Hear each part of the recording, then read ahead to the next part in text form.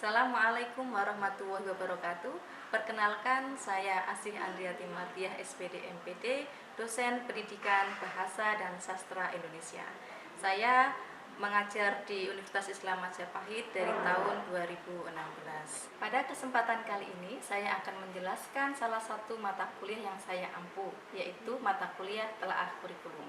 Mata kuliah Telaah Kurikulum ini saya ampu pada semester 4, yaitu dengan jumlah 3 SKS. Adapun capaian pembelajaran mata kuliah Telaah Kurikulum, yaitu yang pertama, mahasiswa mampu menganalisis konsep dasar kurikulum menurut berbagai pandangan. Yang kedua, mahasiswa mampu menjelaskan sejarah perkembangan kurikulum di Indonesia. Kemudian yang ketiga, yaitu mahasiswa mampu menganalisis kompetensi guru dalam pengembangan kurikulum. CPMK nomor 4, yaitu mahasiswa mampu menganalisis landasan kurikulum di Indonesia. Kemudian untuk CPMK yang kelima, mahasiswa mampu mengidentifikasi model-model desain pembelajaran. Dan CPMK yang keenam, yaitu mahasiswa mampu menelaah berbagai kerangka dasar kurikulum yang berlaku di Indonesia. CPMK yang ketujuh, yaitu mahasiswa mampu menelaah kurikulum Merdeka Belajar. Dan CPMK yang ke-8, yaitu mahasiswa mampu menelaah lebih lanjut implementasi kurikulum Merdeka di sekolah sasaran. Adapun materi yang saya berikan selama 1 semester, yaitu yang pertama, pendahuluan, kemudian dilanjutkan dengan hakikat kurikulum. Materi yang kedua yaitu tentang sejarah perkembangan kurikulum. Materi yang ketiga yaitu tentang kompetensi pedagogik dan kompetensi kepribadian guru. Kemudian materi yang keempat yaitu tentang kompetensi sosial dan kompetensi profesional seorang guru. Materi yang kelima yaitu tentang landasan filosofis dan landasan historis kurikulum. Materi yang keenam yaitu tentang landasan psikologis dan landasan sosiologis kurikulum. Materi yang ketujuh yaitu tentang model desain pembelajaran. Materi yang ke-8 yaitu tentang kerangka dasar kurikulum 13 dan kurikulum 13 revisi. Materi yang ke-9 yaitu tentang kerangka dasar kurikulum Merdeka. Dan materi yang ke-10 yaitu tentang perbedaan dan perubahan kurikulum 13 menjadi kurikulum Merdeka Belajar. Materi yang ke-11 yaitu tentang standar kompetensi lulusan dan standar proses dalam pengembangan kurikulum Merdeka.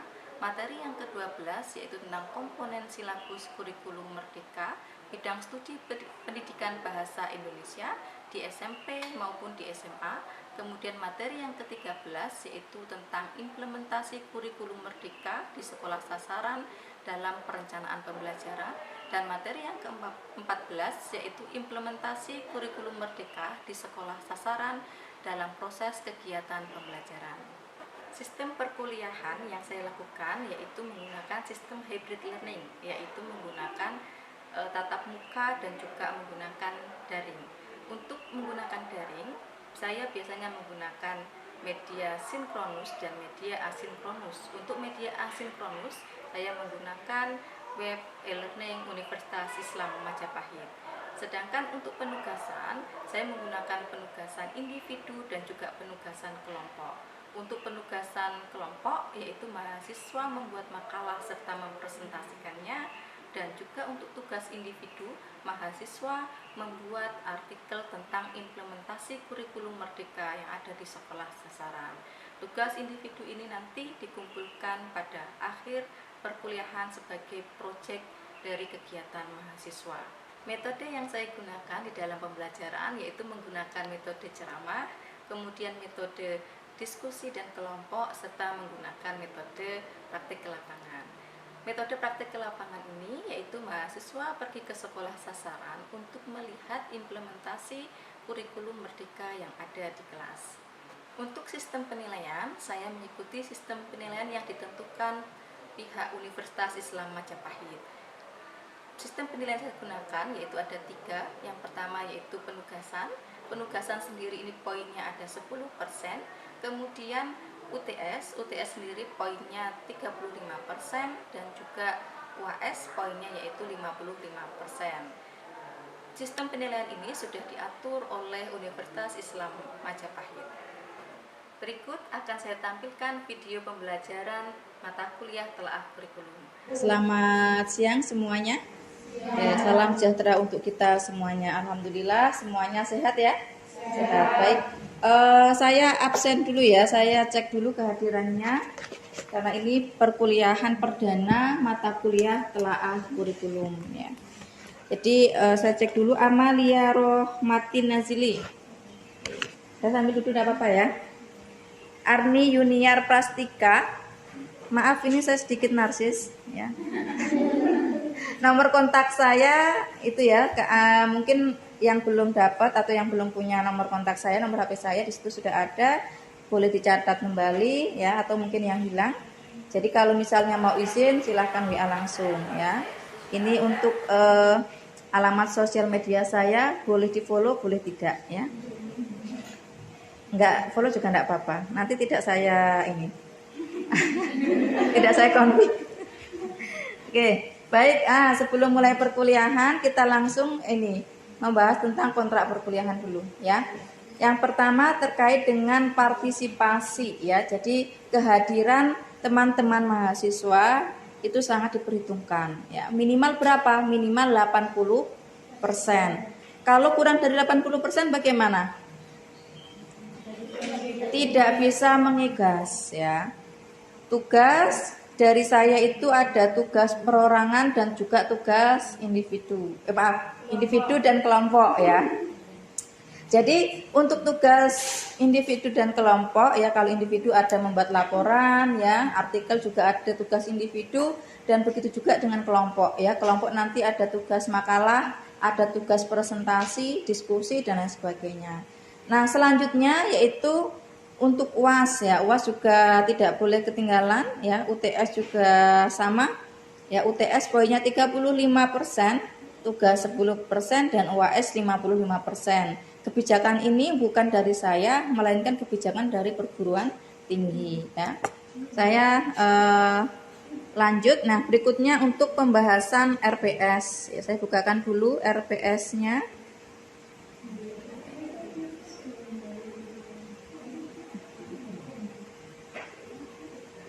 Oke, kita membahas dulu untuk RPS-nya ya.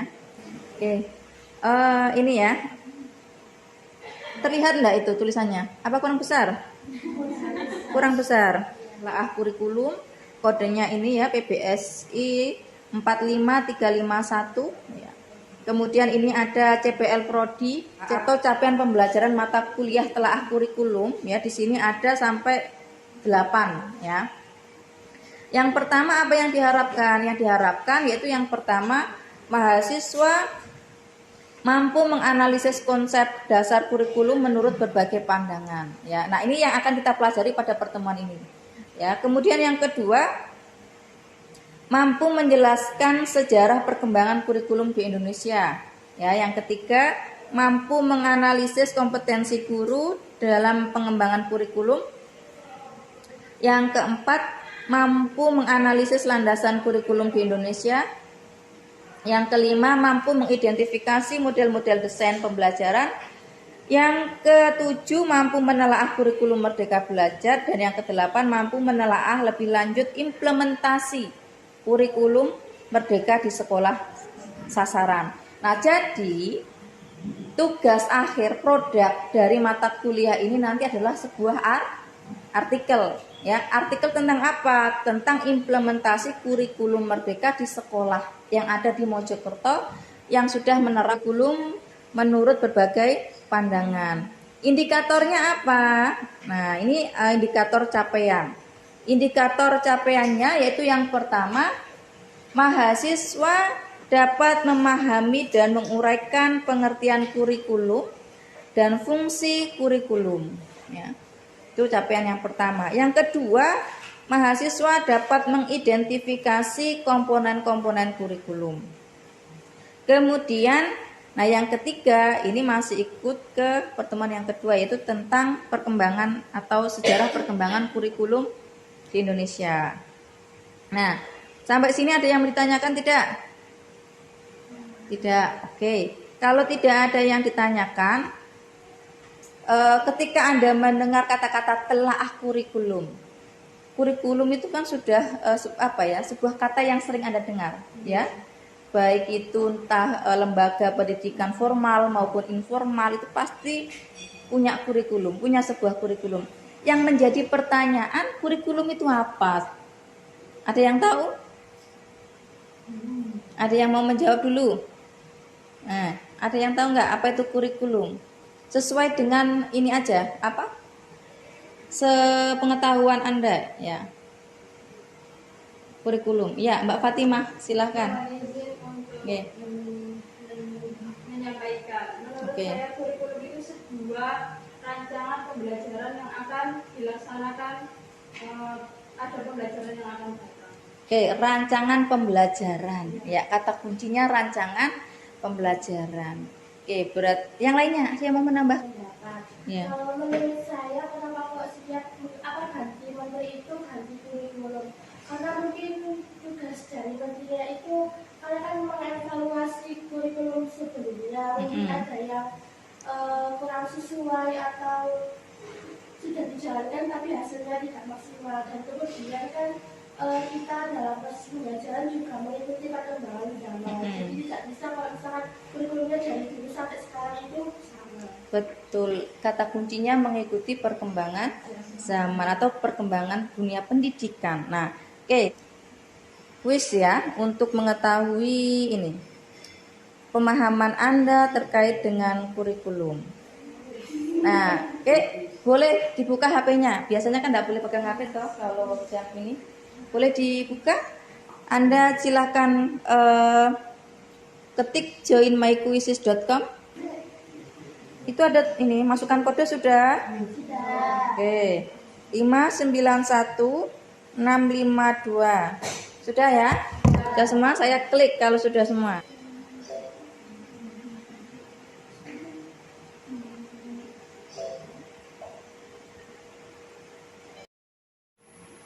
Kita lanjutkan lagi ya, karena adanya sudah selesai.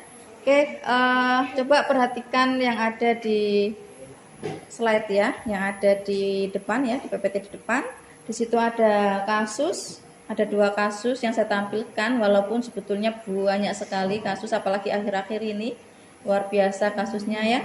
Yang pertama itu ada siswa SD sudah bunuh diri, ya. Kemudian kalau tawuran itu sudah sering, ya. Kalau berita tawuran sudah sering. Nah ini yang menghebohkan kan, siswa SD sudah bunuh diri. Bahkan kemarin baru saja di Mojokerto ada ya bunuh diri juga, masih remaja juga, ya. Kemudian mohon maaf, tidak hanya kasus yang saya tampilkan, seperti kasus-kasus anak SD sudah melakukan ruda paksa ya, anak TK diruda paksa oleh anak SD ya, itu kan naudzubillah. Nah, berarti kan ada sesuatu nih. Kalau dari kasus yang ada seperti ini, menurut Anda seperti apa? Coba tanggapannya. Tidak Mbak Rakil sama Mbak Fatimah, yang lainnya gantian. Yang lainnya coba. Bisa diberikan pendapatnya. Ini kaitannya dengan pendidikan yang ada di Indonesia. Tentu ada hubungannya dengan kurikulum juga. Gimana? Coba sampaikan pendapatnya. Barangkali Mbak Jasmine terkait ini kasus ini Mbak, atau yang tadi yang disampaikan, misalnya kasus yang terbaru itu di Mojokerto sendiri aja kemarin juga ada yang remaja yang bunuh diri ya. Kemudian kasus anak TK yang diruda paksa anak SD itu Jawa Timur juga sebelum masuk ke telaah kurikulum ya. Jenjang pendidikan di Indonesia ya, ada yang namanya prasekolah. Prasekolah itu ya sebelum SD. Jadi TK itu belum bisa dikatakan sekolah karena masih prasekolah ya. Jadi tidak betul kalau misalnya ada kurikulum di TK sudah mengajarkan membaca. Ya, karena masih prasekolah. Jadi sekolahnya itu mulai apa ya? Di sekolah dasar ya. Kemudian ada menengah pertama ya, dan juga menengah atas. Lalu yang berikutnya perguruan tinggi. Nah, Anda ada di posisi yang ini, perguruan tinggi sekarang, ya. Nah, walaupun Anda ada di posisi perguruan tinggi, tapi Anda di sini adalah sebagai calon calon guru ya. Mau tidak mau ya harus tahu tentang kurikulum yang ada di sekolah. Nah, khususnya di sekolah menengah pertama dan juga sekolah menengah atas, karena nanti Anda terjunnya itu di sekolah menengah pertama atau di sekolah menengah atas. Sampai sini bisa dimengerti? Ada pendapat lain atau pertanyaan? Tidak? Kalau tidak saya lanjutkan. Nah, itu tadi sudah disampaikan ya sama Mbak Fatimah bahwasanya kurikulum itu adalah sebuah rencana. Rencana. Tapi perlu disampaikan bahwasanya kurikulum itu sebetulnya dulunya itu adalah kata yang berasal dari bidang olahraga. Ya, dari bidang olahraga. Berasal dari kurikulum sendiri itu berasal dari bahasa Yunani ya, dari kata kurir yang artinya pelari dan ya, kurere yang artinya tempat terpacu ya. Jadi kalau berdasarkan bidang olahraga tadi, kurikulum artinya apa? Kalau dari sudut bidang olahraga tadi, berarti kan jarak yang ditempuh kan, jarak yang ditempuh untuk sampai ke finish ya. Kemudian dari bidang olahraga itu tadi kurikulum diambil diadopsi ke dalam bidang pendidikan. Kalau dalam bidang pendidikan artinya apa? Iya, jangka waktu yang dibutuhkan ya, yang dibutuhkan yang harus ditempuh oleh siswa untuk apa? Memperoleh ijazah. Tapi ingat, itu makna kurikulum apa? Yang lalu, yang lama. Karena ada perkembangan pengertian kurikulum ya. Jadi dulu memang kurikulum itu diartikan jangka waktu pendidikan untuk memperoleh ijazah, cukup sampai ijazah saja. Kemudian perkembangan waktu ada pergeseran pengertian. Nah, ini ya, kalau tadi kaitannya dengan untuk mendapatkan ijazah, nah berarti ada kaitannya mata pelajaran yang harus ditempuh ya. Kalau sudah selesai semua mata pelajaran yang ditempuh, maka tandanya mendapatkan ijazah kan begitu, dulu seperti itu. Nah, sekarang tidak. Nah, jadi ini ada Jadi menurut Robert dia menyampaikan bahwasanya kurikulum itu ya isinya tentang materi yang memang harus ditempuh dan untuk mendapatkan ijazah. Tapi kemudian ya berjalannya waktu ada pandangan lain yang lebih menarik, yaitu bahwa kurikulum itu enggak hanya sekedar materi. Jadi kalau Anda mungkin waktu SMA, kalau waktu SMA Anda di kurikulum apa? K13. SMP? Kemudian kalau pandangannya Caswell ya, itu berbeda, bahwa kurikulum itu tidak hanya sekedar materi, melainkan kurikulum itu ya isinya penekanannya pada semua pengalaman belajar yang diterima oleh siswa. Jadi semua pengalaman yang diterima oleh siswa itu akan mempengaruhi perkembangan pribadi siswa itu sendiri. Jadi tidak hanya materi yang dia dapat, pengalaman apapun itu. Ya, pengalaman entah itu di kelas atau di luar kelas ya. Yang berikutnya, nah ini menurut Patno Dewa ya dan juga Johnson, dia mengungkapkan ya, mereka mengungkapkan bahwasanya ini pendapatnya hampir sama, jadi saya jadikan satu, bahwa seluruh usaha kegiatan sekolah itu untuk merangsang anak supaya belajar baik di dalam maupun di luar kelas. Jadi menurut Johnson dan juga Patno Dewa ya, kegiatan intrakurikuler yang ada di dalam kelas maupun ekstrakurikuler itu juga masuk ke dalam kurikulum. Nah, itu yang sudah mulai diadopsi di KTSP juga sudah mulai masuk ya, ekstrakurikuler itu masuk ke kurikulum. Ya. Kemudian, nah ini menurut UU nomor 20 tahun 2003 yang terbaru undang-undang ya, mengartikan bahwasanya kurikulum itu seperangkat rencana, sama seperti yang disampaikan Mbak Fatimah. Seperangkat rencana dan pengaturan mengenai tujuan. Ada kata-kata ya, rencana dan pengaturan mengenai tujuan isi dan bahan pelajaran. Jadi tidak hanya materi saja, tapi ada tujuannya. Ya, sudah dirancang. Tujuannya sudah direncanakan, sudah diatur, ya. Kemudian isinya apa saja tentu tidak lepas dari tujuan dari awal. Kemudian bahan pelajarannya juga harus disesuaikan dengan tujuannya. Serta cara yang digunakan sebagai pedoman penyelenggaraan kegiatan pembelajaran untuk mencapai tujuan pendidikan. Nah, itu makna dari kurikulum dari berbagai pandangan tadi. Sampai sini ada yang mau ditanyakan? Tidak. Gonta-ganti, ya, yang gonta-ganti. Jadi kurikulum itu, pergantian kurikulum itu sudah ada sejak lama, sudah sejak dulu. Ya, bahkan pada ini ya, setelah kemerdekaan itu juga sudah mulai adanya pergantian kurikulum. Tepatnya di tahun 1947 itu ada kurikulum yang namanya pelajaran terurai, ya. Nanti untuk perkembangan lebih lanjut lebih detail di pertemuan kedua, ya. Ini hanya terkait dengan kasusnya aja. Kemudian yang kedua, ya, ini ada di tahun 64, yaitu kurikulumnya ganti lagi tentang rencana pendidikan sekolah. Tugas akhir produknya itu adalah melakukan ya kayak sebangsa penelitian mini atau riset mini tentang implementasi kurikulum merdeka di sekolah, ya, di sekolah sasaran. Nah, ini tadi terkait dengan kesimpulan. Kok sering gonta-ganti, ya. Konsepnya apa? Ya, itu karena ini yang pertama berkembang sejalan dengan perkembangan teori dan praktek pendidikan. Ya, karena tidak mungkin dunia pendidikan selalu berkembang, teknologi berkembang, kita masih stagnan di kurikulum misalnya KBK, kan tidak mungkin. Karena kurikulum terdahulu itu kalau bervariasi sesuai dengan aliran dan teori pendidikan yang dianut. Nah, ini konsep kurikulum dalam arti sempit itu kumpulan mata pelajaran.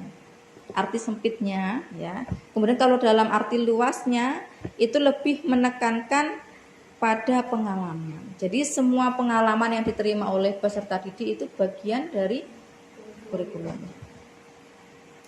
Nih, untuk karakteristik kurikulum, ya, sifatnya adalah fleksibel. Nah, makanya kenapa berubah-ubah, bukan karena ganti menteri ganti kurikulum, bukan, ya. Bukan itu, tapi karena sifatnya dia fleksibel, ya. Mudah diubah menuju apa? Kesempurnaan. Oke, kemudian yang kedua, kurikulum yaitu berupa deskripsi atau uraian tentang rencana, ya, atau program yang akan dilaksanakan, tadi betul kaitannya dengan rencana, ya. Kemudian yang ketiga, karakteristik kurikulum yang ketiga itu adalah kurikulum biasanya berisi tentang macam-macam bidang studi. Ini kaitannya dengan arti sempit kurikulum, ya, isinya tentang materi pelajaran. Kemudian yang keempat, kurikulum itu diperuntukkan, ya, dapat diperuntukkan bagi seorang pelajar saja atau disusun bagi kelompok yang besar. Oke. Nah, ini untuk dokumen kurikulum biar tahu, ya. Jadi kurikulum itu wujudnya ada berupa dokumen dan juga berupa kegiatan nyata. Nah, yang berupa dokumen apa? Ini, ya. Dokumennya ada ini, serangkaian mata pelajaran. Makanya biasanya kan ada jadwal mata pelajaran, ya. Itu bagian dari dokumen. Silabus, ya, yang dibuat oleh guru, ya, guru wajib membuat silabus.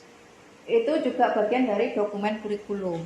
Jadi silabus itu masuk ke kurikulum juga, tapi wujudnya berupa dokumen. Kemudian yang ketiga adalah program kegiatan pembelajaran, ya. Atau ya RPP lah, rencana pelaksanaan pembelajaran. Ini tadi yang didiskusikan tentang fungsi dan ini fungsi kurikulum, ya, baik untuk guru, kepala sekolah, masyarakat, dan penulis buku, ya, khususnya penulis buku ajar. Yang mau menyampaikan kelompoknya siapa? Oke, kelompoknya Mbak Fatimah. Oke, perwakilan salah satu aja. Yuk. Untuk yang pertama, fungsi kurikulum bagi guru, yaitu sebagai pedoman kerja bagi pihak pendidik atau guru dengan tidak lagi hanya didapat dari satu-satunya dari guru, bukan. Tapi pengetahuan itu adalah hasil dari konstruksi ya, dari konstruksi pengetahuan atau ini yang diperoleh oleh siswa sebelumnya ya. Jadi tidak semata-mata bahwa pengetahuan itu ya udah apa yang disampaikan guru udah selesai, enggak. Ya, tapi pengetahuan itu adalah hasil konstruksi atau hasil transformasi seseorang yang sedang belajar. Didapat dari manapun itu, ya. Jadi ada perubahan paradigma pada pengetahuan. Ada lagi perubahan paradigma pada belajar tentunya ya. Nah, ini kalau dulu belajar itu lebih ini hanya pasif ya, dari apa tadi yang dari kasus yang ditampilkan, kemudian dari penarikan kesimpulan, penyampaian pendapat, bisa disimpulkan sendiri ya. Kira-kira kurikulum itu apa tadi? Apa yang tadi kurikulum? Apa? Isinya kurikulum apa coba? Apa aja? Apakah hanya materi ajar? Tidak apa? Iya, materi ajar masuk juga. Terus pengalaman, apa lagi? Tujuan pendidikan, apa lagi?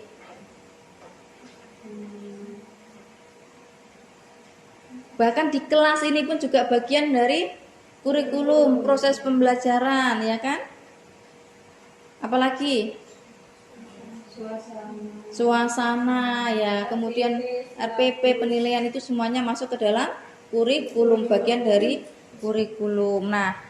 Nanti harapannya nanti kalau kalian sudah menjadi guru, ya bisa mengembangkan kurikulum ya, baik itu dalam perencanaan maupun dalam proses pelaksanaan. Oke, baik, buka kuisisnya lagi. Buka kuisis lagi, join my quizzes.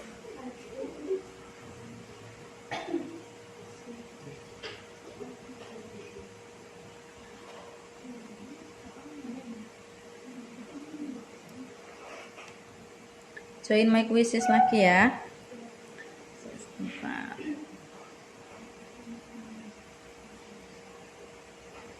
Masih loading lama ya.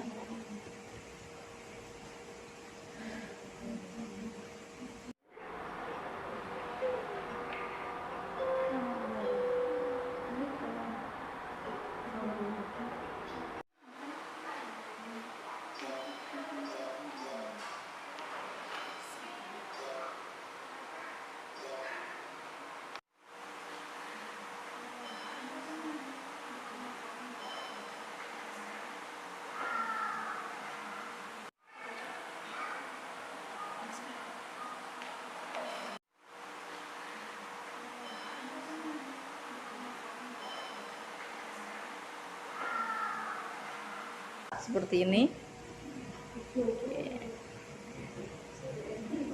Ini hasilnya udah keluar. Oke, untuk berikutnya ini nanti ada lembar kerja yang harus dikerjakan ya. Nanti saya share ya lembar kerjanya apa, ini seperti ini ya. Ini lembar kerja yang harus dikerjakan.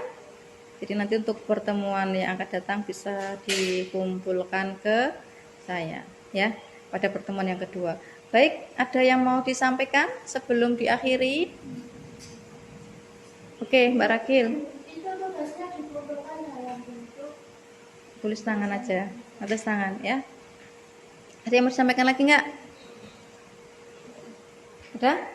Tidak. Oke, kalau tidak ada berarti saya cukupkan ya. Kita ulang lagi bahwasanya kurikulum itu tidak hanya isinya tentang materi ajar ya, tapi juga ada apa lagi ya, tujuan, kemudian apa lagi, pengalaman ya, proses pembelajaran ya, asesmen ya, dan sebagainya, itu masuk ke dalam kurikulum ya. Baik, nanti kita ketemu lagi di pertemuan selanjutnya, yaitu membahas tentang sejarah perkembangan kurikulum di Indonesia. Jadi teman-teman mahasiswa bisa menyiapkan dengan mencari referensi-referensi terkait dengan perkembangan kurikulum ya sebelum ke kurikulum Merdeka Belajar ini. Baik, itu saja dari saya, kurang lebihnya mohon maaf. Saya akhiri dan saya tutup. Wassalamualaikum warahmatullahi wabarakatuh. Waalaikumsalam